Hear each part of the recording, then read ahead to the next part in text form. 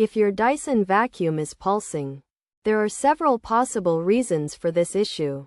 Firstly, the vacuum may be too full and dirty, which can clog the motor and cause it to pulse.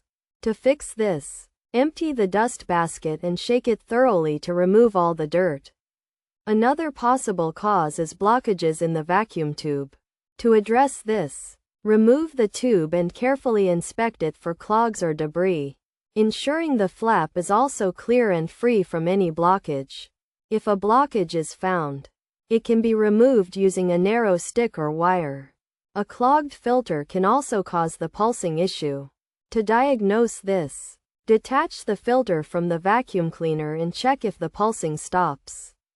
If it does, the filter is likely clogged and needs to be cleaned inside and out, then allowed to dry completely before being reattached.